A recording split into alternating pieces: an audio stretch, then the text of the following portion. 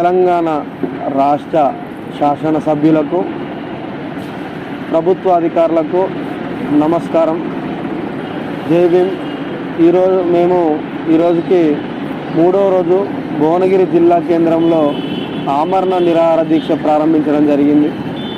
మరి ధర్మ సమాజ్ పార్టీ రాష్ట్ర అధ్యక్షులు డాక్టర్ విశారదన్ మహారాజ్ గారి ఆదేశానుసారం అన్ని జిల్లా కేంద్రాల్లో ఆమరణ నిరాహార దీక్షలు చేస్తున్నాం. అందులో భాగంగానే యాదాద్రి భువనగిరి జిల్లాలో కూడా ఆమరణ నిరాహార దీక్ష చేస్తూ ఉన్నాం. మరి గత 3-4 రోజులుగా ఆమరణ నిరాహార దీక్ష చేస్తున్నప్పటికీ ప్రభుత్వం నుంచి ఎలాంటి స్పందన లేదు. దయచేసి మీరందరూ ఆలోచించండి. పేద ప్రజలకు కావాల్సినటువంటి అత్యంత కీలకమైనటువంటి మౌలికమైనటువంటి అంశాలు, ప్రజలందరికీ పిల్లలకి నాణ్యమైనటువంటి విద్యనివ్వండి, ప్రజలందరికీ నాణ్యమైనటువంటి వైద్యాన్ని ఇవ్వండి.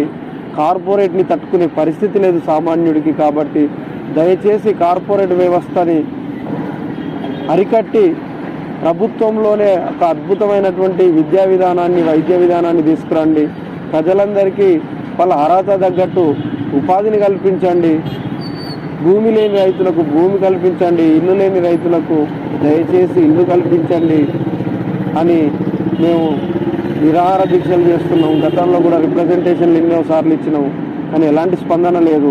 కాబట్టి శీతాకాల సమావేశాలలో అసెంబ్లీలో ఖచ్చితంగా ఈ అంశాల మీద మీరు చర్చ పెట్టాలని, మీరు చర్చ పెట్టేంత వరకు మేము మా దీక్షని కొనసాగిస్తూనే ఉంటాం.